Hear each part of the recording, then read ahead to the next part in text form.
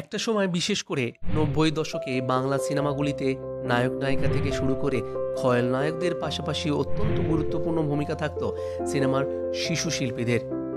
সেই সময় রঞ্জিত মল্লিক থেকে শুরু করে প্রসেনজিৎ চট্টোপাধ্যায়ের একাধিক সিনেমাতে খুদে চরিত্রে নজর কেড়েছিলেন বেশ কয়েকজন জনপ্রিয় শিশু শিল্পী।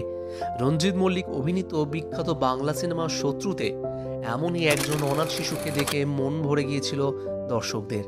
আশা করি এই সিনেমার সেই ছোট্ট শিশুটিকে এখনো ভোলেনি দর্শক। সিনেমায় সেই ছোট্ট চরিত্রে অভিনয় করেছিলেন মাস্টার টাপু। যদিও ৮ বছরের সেই অভিনেতা এখন আর সেই ছোটটি নেই, অতটুকু বয়সেই তার সাবলীল অভিনয় মন জয় করে নিয়েছিল দর্শকদের। পর্দায় তার অভিনয় এতটাই জীবন্ত ছিল যে তার চোখে জল দেখলেও দর্শকরা হাউমাউ করে কেঁদে ফেলতেন। দীর্ঘদিনের অভিনয় জীবনে একাধিক সিনেমায় অভিনয় করলেও শত্রু সিনেমায় ছোট্ট চরিত্রের জন্যই দর্শক মহলে আজও তিনি দারুণ জনপ্রিয়। বিশেষ করে শত্রু সিনেমায় তার পুলিশ ও পুলিশ এই ডায়লগটা আজও কিন্তু মনে রেখেছে দর্শকরা। জানা যায় এই ক্ষুদে শিল্পীর অভিনয়ের হাতে খড়ি হয়েছিল জনপ্রিয় পরিচালক অঞ্জন চৌধুরীর হাত ধরে। আসলে তাপুর বাবা নৃপেন দে ছিলেন টলিউডের একজন প্রযোজক। সেই সূত্রেই টলিউড পাড়ায় তার অবাধ যাতায়াত ছিল। তাপুর অভিনয়ে আসার গল্পটাও কিন্তু বেশ মজার ছিল।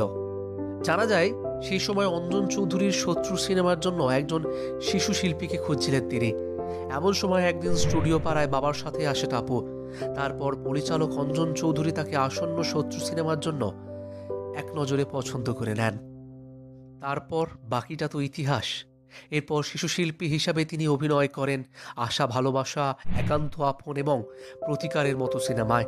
তবে ছোটবেলায় শিশু শিল্পী হিসাবে তিনি যে পরিমাণ জনপ্রিয়তা পেয়েছিলেন, বড় হয়ে তা ধরে রাখতে পারেননি। এখন সেইভাবেই পর্দায় অভিনয় করতে দেখা যায় না তাকে। জানা যায় যাদবপুর ইউনিভার্সিটি থেকে ফিল্ম স্টাডিজ নিয়ে একসময় পড়াশোনা করেছিলেন তিনি।